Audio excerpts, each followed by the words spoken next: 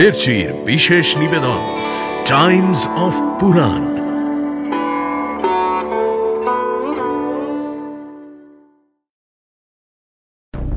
তোমাদের বীরত্বকে আমি ধিক্কার জানাই। কুবেরের কাছে গিয়ে কি উত্তর দেবে তোমরা? কৈলাসকে বিজাতীয়দের প্রভাব মুক্ত করে দিন বৃকোদর। বনে বনে যথেচ্ছ রাক্ষস এবং দানব নিধন যজ্ঞে জয়ী হয়েছি, এইভাবে আর নিশ্চেষ্ট হয়ে অপেক্ষা করতে পারছি না মহারাজ। তুমি পুনরায় আমার আজ্ঞা লঙ্ঘন করেছ, এর দণ্ড কি হতে পারে তুমি জানো?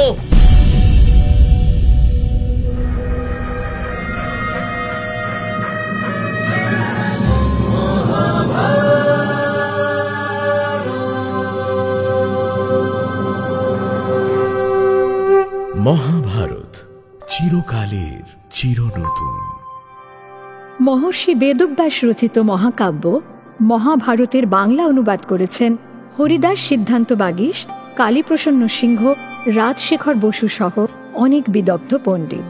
সেই সব জনপ্রিয় অনুবাদ এবং প্রচলিত ভাষ্যকে ভিত্তি করে সহজ ভাষায় মহাভারতের নাট্যরূপ দেওয়া হল শুধুমাত্র আপনার জন্য।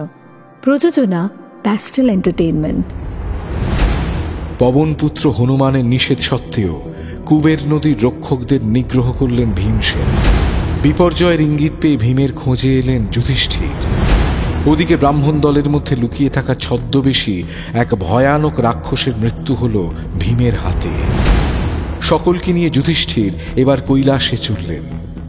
দেবলোক থেকে অর্জুন ফিরবেন। তারপর অর্জুনের প্রত্যাবর্তনের লগ্ন ক্রমশই নিকটে আসছে। দিব্যাস্ত্র সংগ্রহের জন্য অর্জুন যাত্রা করার পর থেকে 5 বছর অতিক্রান্ত। পাণ্ডবরা সকলেই এবার অর্জুনের শোকে মুহ্যমান। সুতরাং অর্জুনের প্রত্যাবর্তনকে নিজে চোখে দেখার জন্য 3 ভ্রাতা এবং দ্রৌপদীকে নিয়ে কৈলাস পর্বতে গমন করবে বলে স্থির করল যুধিষ্ঠির। ব্রাহ্মণদের প্রণাম করে তাঁদের আশীর্বাদ প্রার্থনা করল যুধিষ্ঠির। হে বিপ্রবর, স্বর্গ থেকে অর্জুনের ফিরে আসার সময় নিকটে চলে এসেছে। দিব্য শক্তি এবং দিব্য কৌশল শিক্ষা করে মর্তে আসছে অর্জুন।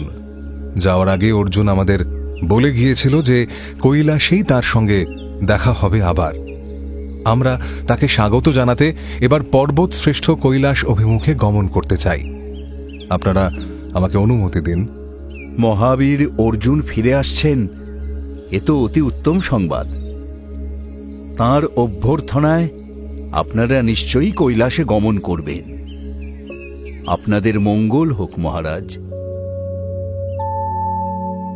দ্রৌপদী সহ পাণ্ডবরা, ঋষি লোমশ, পুরোহিত ধৌম্য এবং অন্যান্য ব্রাহ্মণ এবার বদ্রিকাশ্রম থেকে উত্তরমুখে যাত্রা শুরু করলেন।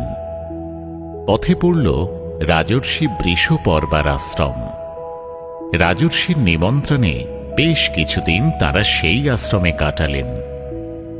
তারপর বাকি ব্রাহ্মণদের সেখানে রেখে লোমশ মুনি এবং পুরোহিত ধৌম্যর সঙ্গে দ্রৌপদী ও 3 ভ্রাতা সহ যুধিষ্ঠির এবার কৈলাস অভিমুখে গমন করল। পাণ্ডবেরা কোথাও পদব্রজে চলল, কোথাও বা অতি দুর্গম পথে রাক্ষসেরা তাদের কাঁধে করে বহন করে নিয়ে চলল। গন্ধমাদনের পার্শ্বস্থ পর্বত এবং মৈনাক পর্বত অতিক্রম করে পার্বত্য সমতল ভূমি পেরিয়ে তারা কৈলাসে এসে উপস্থিত হল। সেই সুবিশাল কৈলাস পর্বতকে দেখে পাণ্ডবরা বিস্ময়ে বিমোহিত হয়ে গেল।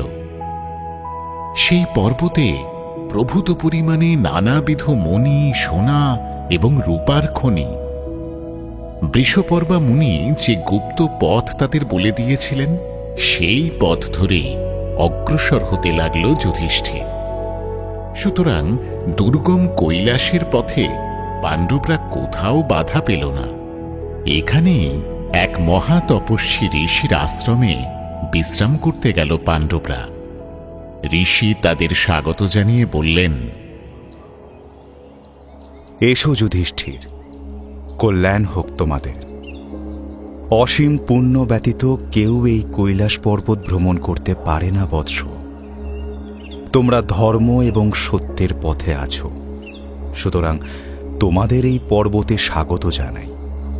কিন্তু একটি কথা বিশেষভাবে স্মরণে রেখো বৎস, এই পর্বতের সর্বত্র মানুষের অধিকার নেই। কৈলাস হল দেবতাদের লীলাভূমি। যক্ষ এবং রাক্ষসেরা তাদের সেই লীলার স্থল পাহারা দেয়। তাই মৃদঙ্গ, শঙ্খ, ভেরি কিংবা অন্যান্য শব্দ শুনে সেদিকে ধাবিত হওয়ার চেষ্টা করো না। পর্বতের শীর্ষভাগও তোমাদের জন্য নয়। এই কয়েকটি সাবধানবাণী স্মরণে রেখো যুধিষ্ঠির। হে পূজনীয় ঋষিবর, আপনার আদেশ শিরোধার্য। আপনি আমাদের যে পথে যেতে নিষেধ করেছেন সেই পথ থেকে আমরা বিরত থাকব। ঋষির আশ্রমে বিশ্রাম নিয়ে পুনরায় পথ চলতে শুরু করল তারা। কৈলাসের রূপ দেখে আশ্চর্য শান্ত এবং সংযত যুধিষ্ঠিরও মন্ত্রমুগ্ধ। এখানকার বৃক্ষ, পশু, পাখি, প্রাণী, ফল, ফুল সর্বত্র যেন অলৌকিক স্পর্শ রয়েছে। এমন সৌন্দর্য তারা বনবাসকালে অন্য কোথাও দেখেনি। এখানকার সরোবরে জলের যে মধুর স্বাদ, সেই স্বাদও অন্যত্র নেই। সেই অনাস্বাদিত পাহাড়ি পথ ধরে এক আশ্রম থেকে অন্য আশ্রমে গমন করতে লাগল পাণ্ডবরা। লোমশ মুনির কথায় অবশেষে একটি পরম সুন্দর রমণীয় স্থানে এক আশ্রমিকের কুটিরের কাছে তারা যাত্রা সাঙ্গ করল। সেই স্থানে বিশ্রামকালীন এক অদ্ভুত ঘটনা ঘটল। বায়ুবাহিত হয়ে কয়েকটি দিব্য মালা ভেসে এলো দ্রৌপদীর কাছে। সেই মালার ফুলগুলি ভারী অদ্ভুত। এমন ফুল দ্রৌপদী কখনো দেখেনি। এমনকি কৈলাসের যত ফুল ফল সে দেখেছে তার মধ্যেও এমন ফুল তো ছিল না। উত্তেজনায় অধীর হয়ে উঠল পাঞ্চালী। এই ফুল কোথায় আছে? তাহলে কি কৈলাসের তুঙ্গে আরো আশ্চর্য কিছু রয়েছে? কিন্তু ঋষি সাবধান করে দিয়েছেন যে সেই অঞ্চলে পাহারা দেয় রাক্ষসরা। সে অঞ্চল মানুষের জন্য নয়। বেশ কিছুক্ষণ নিজেকে সংযত করার চেষ্টা করল সে, কিন্তু কিছুক্ষণ পরেই তার সকল সংযমের বাঁধ ভেঙে গেল। সে ভীমসেনের কাছে গিয়ে অভিমান ভরে বলল, হে মহাবাহু ভীমসেন, আপনার কাছে আমার একটি বিশেষ অনুরোধ আছে। পার্থ থাকলে আমার প্রার্থনা মঞ্জুর করার জন্য এখনই গান্ডীব নিয়ে ছুটে যেতেন। বলো পাঞ্চালী, কি চাও তুমি? তোমার মনোরঞ্জনের জন্য আমাকে কি করতে হবে? আদেশ দাও। নিজেকে অসহায় ভেবো না দ্রৌপদী। ভীমসেন তোমার সকল ইচ্ছা পূর্ণ করবে। তুমি শুধু আদেশ করো। মহাবীর পার্থ খাণ্ডব দহনের সময় অস্ত্র হাতে সকল রাক্ষস, পশু, প্রাণী, পক্ষী, এমনকি দেবরাজ ইন্দ্রকেও শাসন করে প্রতিহত করেছিলেন। তাঁর এই অদ্ভুত তেজ দেখে স্বর্গলোকের দেবতারাও বিস্ময়ে বিমূঢ় হয়ে গিয়েছিলেন। ভীমসেন, আপনিও তেমনি তেজস্বী। আপনার দুই হাতেও পৃথিবীর শ্রেষ্ঠ মহাবল রয়েছে। আপনিও অনুরূপভাবে এই কৈলাসের শীর্ষ দেশ থেকে রাক্ষস এবং যক্ষদের বিতাড়িত করুন। দেবতারাও যে কাজ পারেন না, আপনার শক্তি এবং সাহসের কাছে সেই কাজ নিতান্তই তুচ্ছ। কৈলাসকে বিজাতীয়দের প্রভাব মুক্ত করে দিন বৃকোদর। আমরা এই অত্যাশ্চর্য পর্বতের শিখরে পৌঁছে সেখানকার অদ্ভুত শোভা নিজের চোখে দেখতে চাই। ক্ষণেক ধৈর্য ধরো পাঞ্চালী। তোমার চিত্ত বিনোদনের জন্য কৈলাস পর্বতকে রাক্ষসদের প্রভাব মুক্ত করে দিচ্ছি আমি। তারপরে মনের সুখে এই পর্বতের শোভা দেখো। দ্রৌপদীর ইচ্ছার কথা শুনেই সঙ্গে সঙ্গে তীর, ধনুক, তরবারি এবং গদা নিয়ে বায়ুবেগে নিষ্ক্রান্ত হল ভীমসেন। কৈলাস পর্বতবাসী মুনি, ঋষি, কিন্নর এবং মহানাগগণ বিস্মিত হয়ে ভীমসেনের সেই দুর্বার গতির দিকে অনিমেষ দৃষ্টিতে চেয়ে রইল। প্রবল ঝড়ের বেগে কৈলাসের উপরিভাগের দিকে চলতে লাগল ভীমসেন। পথ অত্যন্ত বিপদসংকুল, আবহাওয়াও একেবারেই উপযুক্ত নয়। তবুও ভীমসেন অকুতভয়। সে কখনো বিরক্ত কিংবা হতাশ অথবা ক্লান্ত হতে জানে না। যেমন দুর্মদ তার গতি, তেমনি অসীম তার অধ্যবসায়। উন্মুক্ত তরবারি হাতে নিয়ে ক্রমাগত কৈলাসের উপরিভাগে আরোহণ করতে লাগল ভীমসেন। বন্যপ্রাণীদের গর্জন, মত্ত হস্তির ধ্বনি এবং প্রবল বায়ুর বেগ ইত্যাদি কোনো দিকেই দৃকপাত করল না সে। অক্লান্ত ভীমসেন অতি সহজেই কৈলাসের শীর্ষ দেশের কাছাকাছি পৌঁছে গেল। এবার কুবেরের ভবন দেখতে পেল সে। সেই পর্বত কুবেরের রাজ্যের অন্তর্গত। কুবেরের আদেশ ব্যতীত তার ভবনে কেউ প্রবেশ করতে পারে না। সেখানে গমন করার কোনো অধিকার নেই মানুষের। কুবেরের বিশাল প্রাসাদ এবং সেই প্রাসাদকে ঘিরে ততোধিক বিশাল এক সুবর্ণ প্রাচীর। প্রাসাদের দেওয়ালে বিভিন্ন স্ফটিক, মণি, মুক্তা এবং নানাবিধ রত্ন গাঁথা আছে। সেই সব মহামূল্য মাণিক্য থেকে ক্রমাগত আলো বিচ্ছুরিত হচ্ছে। মর্তবাসীরা সেই ঔজ্জ্বল্য কখনো দেখেনি। নির্নিমেষে সেদিকে কিছুক্ষণ তাকিয়ে রইল ভীম। তারপরে তার বিশাল ধনুকে টঙ্কার তুলল সে। সেই সঙ্গে নিজের গদার আঘাতে পর্বতপৃষ্ঠে ভয়ানক শব্দের সৃষ্টি করল ভীমসেন। ভীমের অস্ত্রশস্ত্রের সেই মহা হুঙ্কার শুনে সেখানে যত রাক্ষস এবং যক্ষ ছিল সকলেই প্রবল বেগে তার দিকে ছুটে গেল। তারপর সে এক প্রবল যুদ্ধ শুরু হল।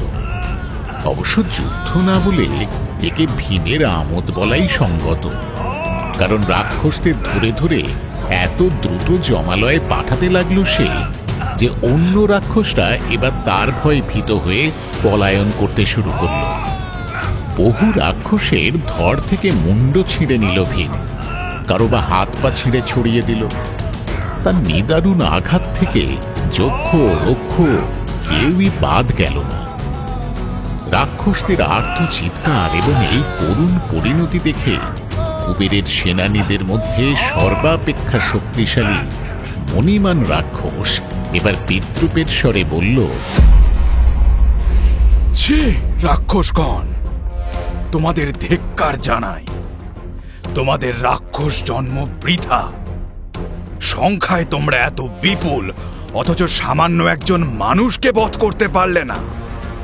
তোমাদের বীরত্বকে আমি ধিক্কার জানাই। কুবেরের কাছে গিয়ে কি উত্তর দেবে তোমরা? সেনাপতি মণিমান, ওই মানুষ কোনো সাধারণ মানুষ নয়। এমন বলশালী মানুষ আমরা এর আগে কখনো দেখিনি। ও সাক্ষাৎ যমরাজ, সাক্ষাৎ যমরাজ। মূর্খ, তোমাদের শক্তি নিয়ে আর কখনো গর্ব করো না। দাঁড়াও মনুষ্য, আমার সৈন্যদের সঙ্গে যুদ্ধ করে নিজেকে শক্তিমান ভেবে গর্ব করো না। আমার সঙ্গে যুদ্ধ করবে এসো। তবে রে রাক্ষস, ভীমের ওপর আস্ফালন দেখাচ্ছিস তুই?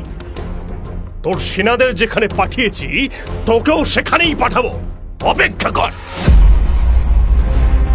এবার মণিমান এবং ভীমসেনের মধ্যে প্রবল যুদ্ধ শুরু হল।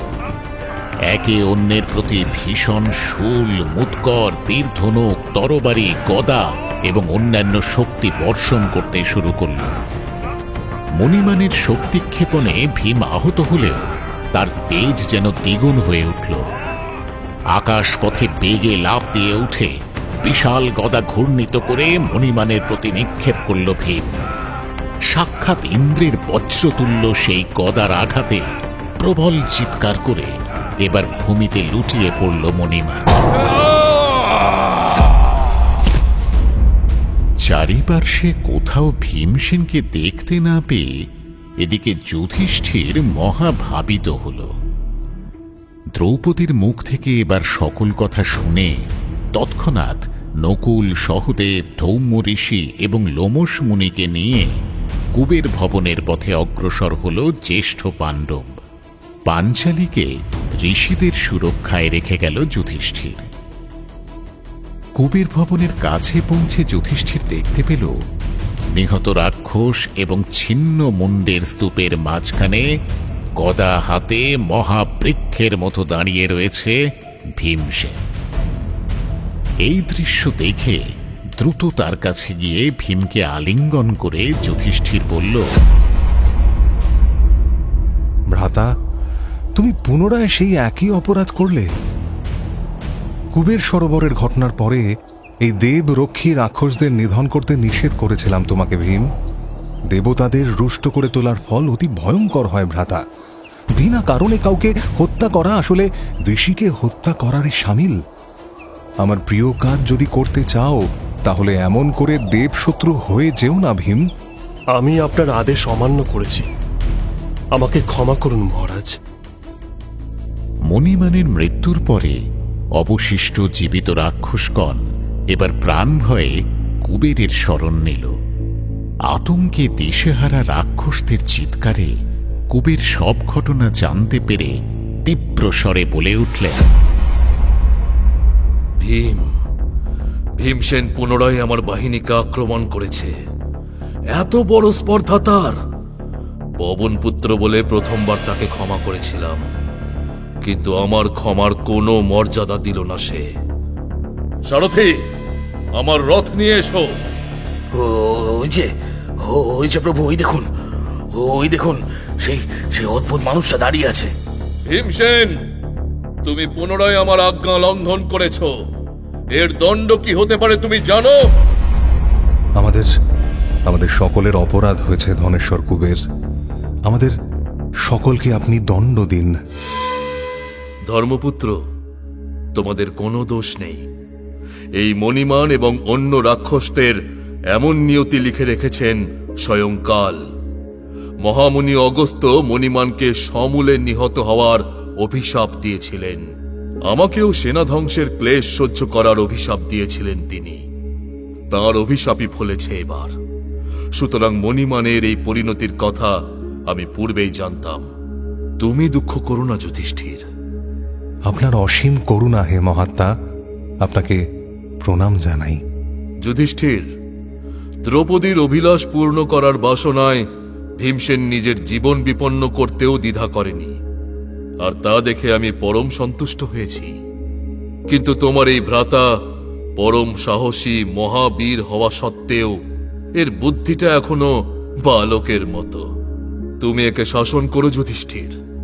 ক্ষত্রিয়দের পক্ষে বীরত্ব এবং ধৈর্য, প্রহার এবং বিচার, এই বিপরীত ক্রিয়াগুলি সমানভাবে পালনীয়। হে দেব, আপনার শিক্ষা আমরা মাথা পেতে গ্রহণ করলাম। অর্জুনকে কবে দেখতে পাব সে কথা অনুগ্রহ করে বলুন। তার অদর্শনে আমরা সত্যি বড় কাতর হয়ে আছি।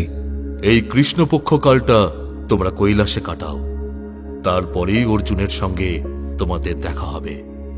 স্বর্গলোকে তার শিক্ষা সমাপ্ত হয়েছে। যক্ষ, রক্ষ, দেবতা, গন্ধর্ব সকলেই তাকে অভিবাদন জানায়, সম্মান করে। অর্জুনের মধ্যে জন্ম থেকেই যে সকল দৈবী গুণ রয়েছে তাদের প্রসাদেই সে স্বর্গসুখ ভোগ করেছে যুধিষ্ঠির। শীঘ্রই সে মর্তে প্রত্যাবর্তন করবে। অর্জুনের তুল্য বীর, ধার্মিক, সাহসী এবং দৈবী গুণ সম্পন্ন ক্ষত্রিয় ত্রিভুবনে আর নেই। তোমরা শোক করো না। অর্জুনের বিরহ আর বেশি দিন সহ্য করতে হবে না ধর্মরাজ। এই কৈলাস পর্বতে যতদিন তোমরা বাস করবে আমি তোমাদের রক্ষা করব। আমার অনুচরেরা তোমাদের সুস্বাদু খাদ্য পানীয় সকল এনে দেবে। প্রণাম ধনেশ্বর, আমরা কৃতার্থ হলাম। আপনার দর্শন লাভ করে আমরা ধন্য হলাম। আপনার জয় হোক দেব। মনোহর কান্তি, অতি মনোরম দিব্যধাম কৈলাসে বাস করেও পাণ্ডবদের চিত্তে সুখ নেই। কুবেরের আশীর্বাদে তাদের ক্ষুধা তৃষ্ণার সংকটেরও নিরসন ঘটেছে, কিন্তু পাণ্ডবদের মুখগুলি মলিন। সর্বক্ষণ অর্জুনের কথা ভাবে তারা। দ্রৌপদীর মনেও পূর্বের মতো আহ্লাদ, ক্রোধ বা অভিমান কিছুই আর নেই। অগ্নিশিখা যেন নীরব হয়ে গেছে। এমনকি সংযত চিত্ত ধর্মপ্রাণ যুধিষ্ঠিরও কেমন উদাসীন হয়ে থাকে। এভাবেই একদিন বৃক্ষতলে বসে অর্জুনের আলোচনা করছিল তারা। হঠাৎ আকাশ থেকে বিদ্যুতের মতো উজ্জ্বল এবং বিশাল এক রথ নেমে এল। বিস্মিত হয়ে যুধিষ্ঠির বলল, রথের চালকের আসনে মাতলি বসে আছেন না? এ যে দেবরাজ ইন্দ্রের রথ। তাহলে কি অর্জুন? অর্জুন দেখুন মহারাজ, ওই যে মুকুট মালা অলঙ্কারধারী অর্জুন ওই রথ থেকে অবতরণ করেছে। দেবলোক থেকে ফিরে এসেছে অর্জুন। প্রণাম ঋষি ধৌম। প্রণাম মহারাজ। প্রণাম জ্যেষ্ঠ ভ্রাতা ভীমসেন। অর্জুন, ভ্রাতা অর্জুন, তোমাকে দেখে আমার রোমাঞ্চ হচ্ছে পার্থ। জ্যেষ্ঠ ভ্রাতা, আমাদের প্রণাম গ্রহণ করুন। নকুল, সহদেব, এসো এসো, তোমাদের আলিঙ্গন করি ভ্রাতা। পাণ্ডবেরা সকলে মিলে এবার দেবরাজ ইন্দ্রের বিমানকে প্রদক্ষিণ করে সারথি মাতলিকে সম্মান জানাল। দেবলোকের উদ্দেশ্যে প্রণাম এবং শ্রদ্ধা নিবেদন করল তারা। পাণ্ডবদের অভিবাদন জানিয়ে রথ নিয়ে মাতলি ইন্দ্রলোকের উদ্দেশ্যে ফিরে গেল। মাতলি রথ নিয়ে ফিরে গেলে অর্জুন এবার দ্রৌপদীকে দেবরাজের প্রদত্ত মহামূল্য অলঙ্কারগুলি অর্পণ করল। তারপরে স্বর্গবাসের অভিজ্ঞতা এবং হিরণ্যপুরে অবস্থিত নিবাত কবচ গোষ্ঠীর দানব নিধনের বৃত্তান্ত সবিস্তারে বলল অর্জুন। দেবশত্রু সেই দানবদের হত্যা করে দেবলোকের আশীর্বাদ, দিব্যাস্ত্র লাভ, ইন্দ্র প্রদত্ত অভেদ্য কবচ ও দেবদত্ত শঙ্খ প্রাপ্তি এবং মহাদেবের দর্শন লাভের কাহিনী শুনে পাণ্ডবরা সকলেই অত্যন্ত আনন্দিত হল। অর্জুন, তোমার দিব্যাস্ত্রের অনুশীলন কেমন হলো সে কথা জানার জন্য অত্যন্ত কৌতূহল হচ্ছে। সেই অস্ত্রের প্রয়োগ এবং সংবরণ বিদ্যা আমাদের দেখাতে পারো? আপনার আদেশ শিরোধার্য মহারাজ। আমি এখনই আপনাকে সেই সকল দিব্যাস্ত্রের প্রয়োগ কৌশল দেখাবো। চলো। দেবরাজ প্রদত্ত অভেদ্য কবচ ধারণ করে গাণ্ডীব, ধনুক এবং দেবদত্ত শঙ্খ হাতে নিয়ে সম্মুখের একটি ক্ষুদ্র টিলার উপরে আসীন হল অর্জুন। দেবদত্তের ধ্বনিতে আকাশ বাতাস আলোড়িত করে গাণ্ডীবে দিব্যাস্ত্র সংযোজিত করল সে। ঠিক সেই মুহূর্তে পৃথিবীর গতি স্তব্ধ হয়ে গেল। সমুদ্রের তলদেশে গভীর আলোড়ন উঠল, বাতাসের গতি রুদ্ধ হয়ে গেল। সূর্য ঢেকে গিয়ে গভীর অন্ধকার নেমে এলো পৃথিবীতে। ব্রাহ্মণগণ বেদ বিস্তৃত হয়ে গেলেন। ভূমির অভ্যন্তরে যেসব প্রাণীর বাস তারা কাতর হয়ে প্রাণ ভিক্ষা চাইতে লাগল। আকাশপথে দেবতাদের উজ্জ্বল বিভা ফুটে উঠল। দেবরাজের স্বর্ণ কান্তি থেকে তেজ বিচ্ছুরিত হতে লাগল। দেবলোকের বার্তাবাহক হয়ে দেবর্ষি নারদ এবার অর্জুনের সামনে এসে দাঁড়াল। অর্জুন, লক্ষ্যবস্তু না থাকলে শুধুমাত্র মনোরঞ্জনের জন্য এভাবে দিব্যাস্ত্রের ব্যবহার করো না বৎস। দুর্বলের প্রতি দিব্যাস্ত্র প্রয়োগ নিষিদ্ধ। বিনা কারণে এইসব অস্ত্র প্রয়োগ করলে গুরুতর অনর্থ ঘটবে। এগুলির ব্যবহারে ত্রিভুবনের বিনাশ ঘটতে পারে। যুধিষ্ঠির মহাযুদ্ধে শত্রু সংহারের সময়ে অর্জুনের দিব্যাস্ত্র প্রয়োগ দেখবে পুত্র, তার আগে নয়। যথা আজ্ঞা দেবর্ষি। আমাদের এই নির্বুদ্ধিতাকে ক্ষমা করুন, আমাদের রক্ষা করুন দেবর্ষি। কুবেরের রাজ্যে প্রায় 4 বৎসর পরম সুখে অতিবাহিত হল। একদিন ভীম এবং অর্জুন যুধিষ্ঠিরের কাছে এসে প্রণাম করে বলল, মহারাজ, আপনি সমগ্র পৃথিবীর রাজা হওয়ার যোগ্য, আর সেই আপনি আজ 11 বর্ষ ধরে বনে বনে ঘুরে বেড়াচ্ছেন, ব্রাহ্মণের জীবন যাপন করছেন। আপনার প্রীতির কারণেই এতদিন দুর্যোধনকে হত্যা করিনি, কিন্তু এবার আমাদের বনবাসের শেষ পর্বে এসে দাঁড়িয়েছি। অর্জুনও সমস্ত দৈবী বিদ্যা শিক্ষা করে এসেছে।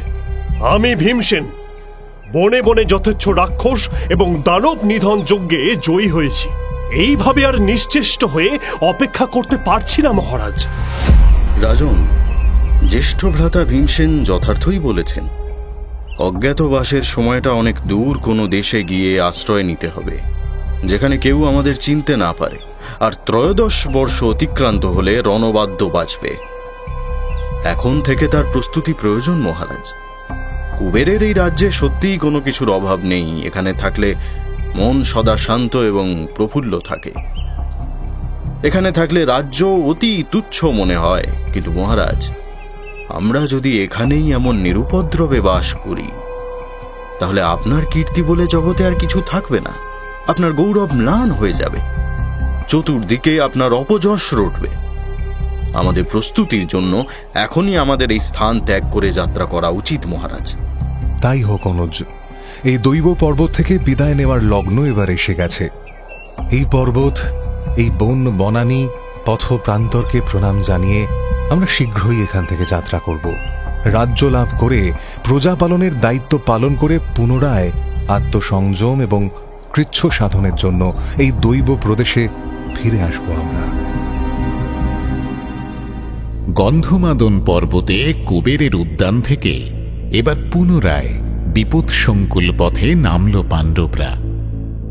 অসংখ্য বন উপবন পাহাড় পর্বত অতিক্রম করে দুর্ভেদ্য গুহায় রাত্রি যাপন করে বনবাসের নিদারুণ ক্লেশ সহ্য করতে লাগল তারা। পথ চলতে চলতে পাণ্ডবরা এবার বিশাখযুপ নামে এক বনে এসে উপস্থিত হল। সেই বনে এসে পাণ্ডবরা মৃগয়া করে জীবন ধারণ করত।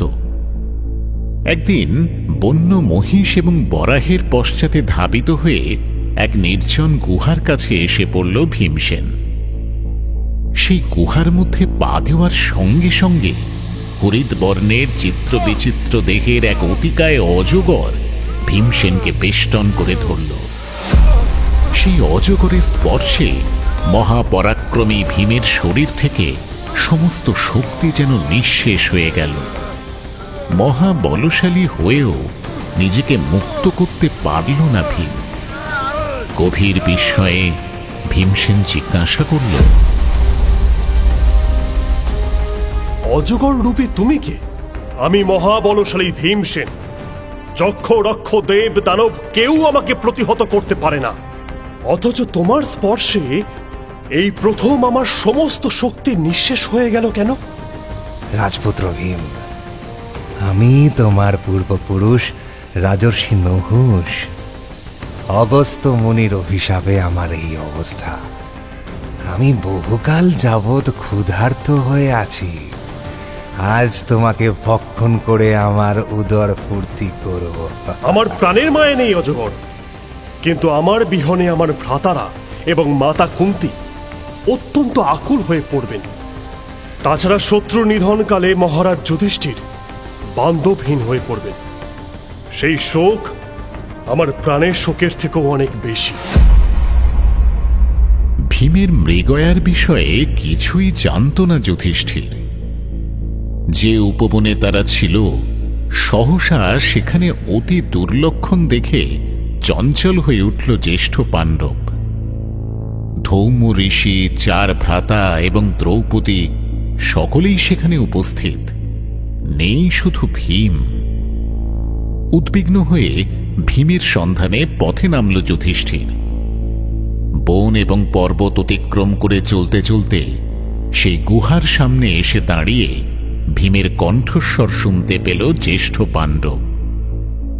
সেই গুহায় প্রবেশ করে ভীমের করুণ অবস্থা দেখে অজগরকে যুধিষ্ঠির বলল, হে সর্পরাজ, আমার ভ্রাতাকে মুক্তি দিন, আমি আপনাকে অন্য ভক্ষ দেব।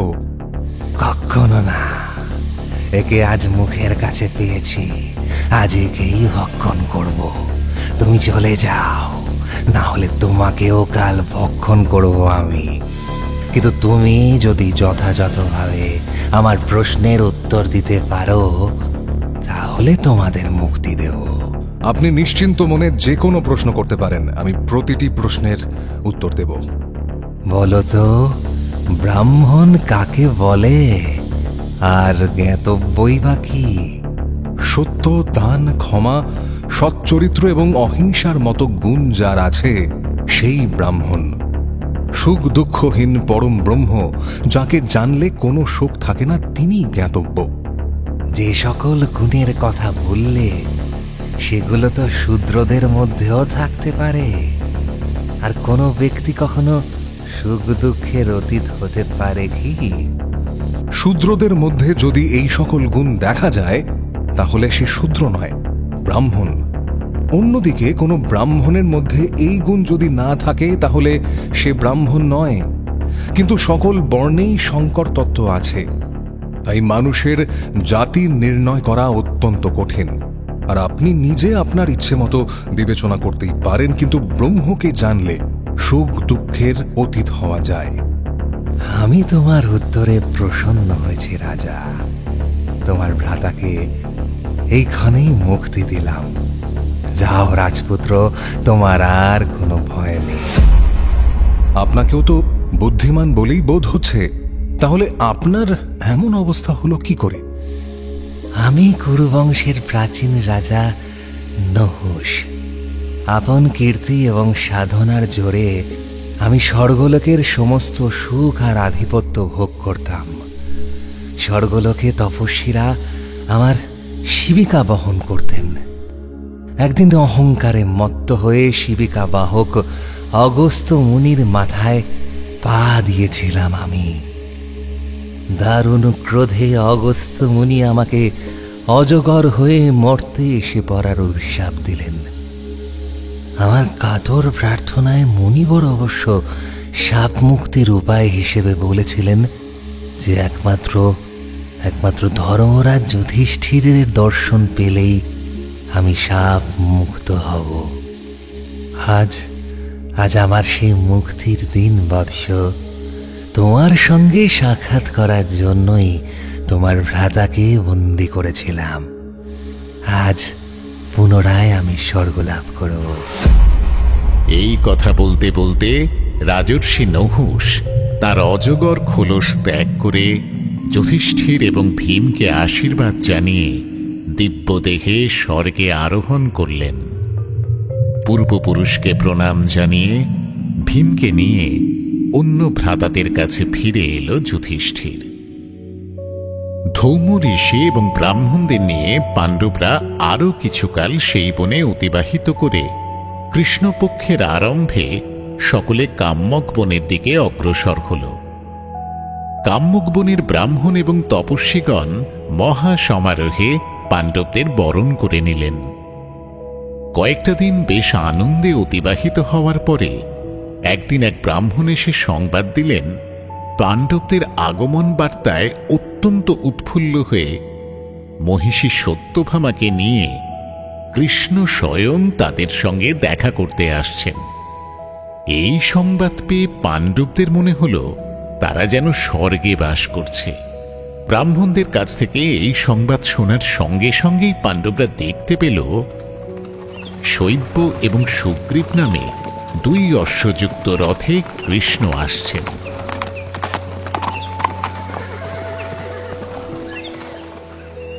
মহারাজ যুধিষ্ঠির, মহাবাহু ভীমসেন, আপনাদের প্রণাম করি।